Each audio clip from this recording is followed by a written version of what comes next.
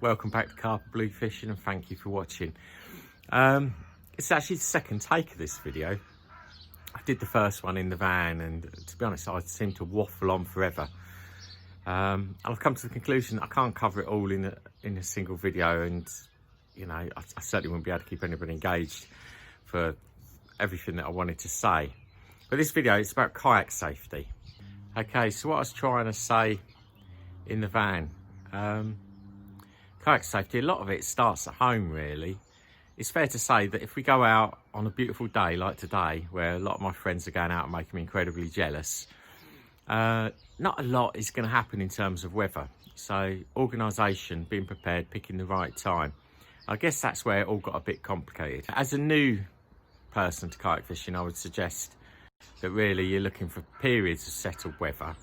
And we're talking wind speeds less than 10 mile an hour. We're talking neap tides, and preferably going with somebody. And if you start at those points, you tread slowly and softly until you learn your ability and what you can and can't do in your local area. You won't go far wrong. Okay, so kayak fishing, you know, it's a fantastic way to fish. A day like today, that sea is going to be beautiful. It's going to be flat. It'd be a lovely day to, you know, go and catch some bass like I did yesterday. Or, you know, if bottom fishing's your thing, you could go and catch a load of whiting now off the Sussex coast. Not really my thing. However, it comes with its risks, and you know we've seen it all. 200 odd trips. We've seen sinking kayaks. We've seen people fall off of their kayaks. Normally in the surf, it doesn't really happen at sea if you go out in the right conditions. But you know, I do know somebody who tried to stand up on the kayak at sea to have a pee and fell in. Don't know what he was thinking. We've seen anchors that have got stuck. We've seen people pulling their anchors and adrift with an anchor trailing behind them. I've done that. We've seen people adrift without paddles. We've seen all sorts of stuff being dropped over the side: phones, car keys, rods, reels. You know, one of the guys lost two rods in 2 trips. Yeah, there's no end. There's forceps I generally throw away. So, you know, this video is just an insight. It can't cover everything. It just can't, because you never know what's going to happen at sea. But I'd like you to take the time and watch it, and hopefully you'll have a little bit of an idea, or pick up a few bits and pieces that may make fishing not only safer on the water, but also a little bit more structured, a little bit more organised, and you know, a little bit more enjoyable. Anyway, thanks for watching. Cheers guys. Okay, so we touched on calling for help, or means of calling for help. Now I'm actually using one of those right now to actually make this video, which is a smartphone. Now most of us have those. In my opinion, not the best thing really. You know, I know you can get waterproof pouches, waterproof cases for them. You can hang them around lanyards around your neck so you don't lose them. Better than nothing, don't get me wrong, much better than nothing. But they do have some limitations. One is battery life. You know, they do eat batteries, and most of them are flat within the day. So that's a problem. The other problem that you might have is the usability. When you've got wet hands and fish slime, all that kind of stuff, they don't cut it really. You know, I've had 3 or 4 various iPhones, and I've had problems using them all just to take photos. So, you know, I'm not sure what it'd be like if I was bobbing around in a wet sea. So, yeah, it's there. It's an option, but not my recommended. Let's have a look. Okay, so this is my personal flotation device and equipment that I use on it and attached to it. Now, PFD stands for personal flotation device. It's not a life jacket, but it does keep you afloat. So, you know, a life jacket will turn you on your back and keep your head out above the water when you're unconscious. These don't do that, but what they do is enable you to get back on the kayak. You don't have that bulkiness of an inflated life jacket that's going to stop you getting back on your kayak. So that's why we choose these in general. So we've already touched on smartphones. Well, this is my emergency phone for the kayak. So it's completely waterproof, 7-day stand time, push button phone, nothing really to go wrong, no touch screen that's not going to work because it's all wet and stuff like that. I also have a marine radio, which is really handy, not only just that reassurance from an emergency point of view, but we talk from kayak to kayak about what's going on, who's catching what, where we're catching them from, just general banter and chat on the channel. Now, you do need 2 licenses. You need a license to actually own it and a license to operate it. The operator's license, a lot of people don't actually go ahead and do the course on, but you know, that is recommended. And this is a personal location beacon.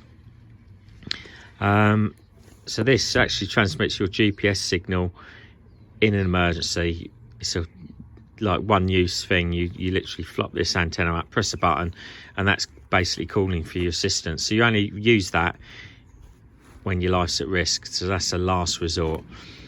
I've also got a whistle for attracting attention, and note that, you know, these 2 are actually leashed to the jacket. I haven't done that with this phone, it just sits in the pocket, but again, that wouldn't be bad practice. And the other thing that I've got is I've got a safety knife, just for cutting cords and rope, etc. if you're in a tangle or a bit of a mess. So, and that just sits in there. So that is my PFD, personal flotation device. So it's fair to say that we're not really likely to come out of the kayak at sea unless we're doing something a little bit silly, or we're in a situation perhaps where we shouldn't have gone out in the first place. But there is the washer boats, there's other people, perhaps inconsiderate jet skiers, or all sorts of reasons why we might find ourselves in the water. And that's what we dress for. We dress for those unplanned accidents. So we need to dress for the water temperature, not the air temperature. Obviously we need to be comfortable in the kayak, but we also need to be alive if we end up in the water. Now, the water temperature cools, or water cools 25 times faster than air, so that's astonishing really. So at 10 degrees you don't generally last an hour, and in some cases you can be unconscious in 10 minutes depending on your overall health and size and bits and pieces. But let's just say you've got an hour maximum of, you know, and that's to include keeping your head above the water, you know, and staying alive and being rescued. So we really do need to increase that time that we can survive in the water, and that's why we look at some of the clothing that we use and recommend as kayak fishermen around the UK coastline. Okay, so for the majority of the year I wear this, which is a dry suit. It's a Typhoon PS330 Extreme. It's a nice suit. It's got a relief zip, which I think is quite important. I did have a suit before it, you know, did the same job, but didn't have a zip, and that's a little bit uncomfortable at times if you're needing to go to the toilet and you're out at sea and you don't want to paddle back in. So look for one with a zip. I say brand, you know, I've got no loyalty or anything. It's just it was just a good suit, and that's why I chose it. The other thing I did when I chose this was I chose a suit that was a little bit big for me, because you're going to wear this over all your traditional clothing, so there's no point in trying one on and having you know, something that then you can't get lots of layers on and bits and pieces, because that's what I wear underneath this, is what I would wear to stay warm normally, because the purpose of the suit is to keep the water out, so it doesn't keep you warm as such. So don't go thinking that this is going to add a huge amount of heat to your clothing, and that's it. Wear what you'd normally wear to keep warm, and this over the top. And likewise, people think, oh, it's going to be sweltering hot on a hot day. They're not like that, you know, they don't add a lot of warmth. So on those early spring days when it's quite warm but the sea's still cold, I'd still wear this and I'd be quite comfortable. So yeah, good suit, and you know, you're probably going to want that really basically from November all the way through to the end of May, something like that. And then in the more summer months, when the water temperature is warm, I would use just the bottom bib and brace, And this is a palm bib and brace, again with a relief zip, again with the sewn in socks. And just to protect your socks, again, I've got some boots. So these are wetsuit boots. They've got a zip up the side, and they're about 2 sizes too big, which means that I can get my socks in easy. And also in the winter I can have a couple of pairs of, you know, real chunky socks to keep my feet warm. Nothing worse than having cold feet and cold hands. You've got to be comfortable. So that's what I wear. And as I say, you're dressing for the water temperature, not the air temperature. You're a long time dead, as they say. So just for the accident, should it happen, which is unlikely, but we are talking about keeping you safe. So it's a launch time at Eastbourne. Just a quick talk around some of the safety aspects on the kayak. So both the front and the back of the kayak, I've got these little dog tags printed off. Got my contact details and my wife's in case of emergency details on the back. I mean, that's obviously getting a bit serious if somebody ever needs to call those, but you never know the reasons why you might be separated from your kayak, or it might even just get stolen or something like that. In the front hatch, keep a first aid kit. So I've got a couple of bandages, plasters, some essentials for me, paracetamol, sun cream, so easy to get burnt out on the water. Got a foil blanket if anybody ever was to get wet and, you know, suffering from the cold. Helps treat hypothermia, etc. Car keys in a waterproof box. Nothing worse than ruining a £200 key or something like that and not being able to get back in your car later. On a paddle leash, essential. What's the good with a boat without a paddle? We spoke about the anchor. You can use that to rest on the previous video. Another little modification I've done to my kayak is I've got these foam pads, but inside the actual kayak, all the non-used space, if you like, so this creates a nice wall, but all the unused space in the kayak down the centre, all through here, are filled with Celotex. So theoretically, if I was to become waterlogged, I can't sink. And I've got a very long leash here that I might put around my ankle in a strong tidal flow, so if I was to turn over, I won't be swept away from the kayak, and it gives me a bit of time to get back on there. So that's nice long, but whatever you do, don't leash yourself to the kayak, particularly when you're coming in on landing or when you're in the surf and the kayak can roll round and, like a cotton wheel you into it. I've got a compass, so on one occasion I was probably a mile out on Southsea and the fog came in, and that was quite alarming because all of a sudden I couldn't see the land. And it's just nice to know, you know, off the south coast, if I head north, boom, I can find the dry land and figure it out from there. Yeah, so I also know somebody who headed out to the Isle of Wight and was Solent in the dark, not intentionally, but thought that was the way home. And after about 5 hours on the water, he figured out that he was actually in the wrong place, heading the wrong direction. If he wasn't fit, that could have ended up in a bit of a problem. You know, he might have needed rescuing or even worse. Dry bag.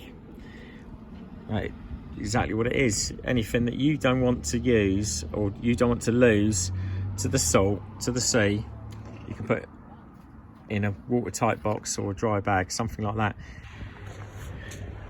Rod floats, in case I was to knock a rod over the side. I do also have rod leashes, but I just get a bit nervous with the amount of leashes and lines around, so I don't always use those. There's the second dog tag, but there's also a bilge pump there. So if you take on water or you've turned over and taken on a lot of water or taken on water for any reason, you've got a means of getting that out of the kayak. I think that's quite important. And try and keep all your workspace tidy, and I'm not so good at that, but you know, it's so easy to end up with a hook in your leg or something nasty. Got a little picture of that, an incident in the Tamar. Okay, so I've got a crate top on top of a crate top. It gives me an extra bit of stowage, but which is quite handy. But also it clips down keep all my tackle secure, etc. when launching and landing. I've got this flashing strobe light. I don't normally clip it on here, but it's clipped on here today to show you. But I've always got lights with me just in case I get caught out after dark and I need to attract some attention. And before you launch, do some pre-launch checks. Make sure that all your hatches are shut, that your rudder's not clipped down, that you haven't got hooks and feathers swinging around to smack you in the face or hook up on. And only when you're happy that you've got everything on you, your phones, your radios, all your bits and pieces, do you then set to sea.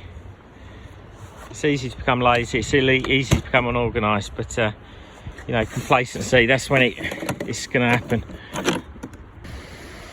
So don't forget, keep as tight as you can,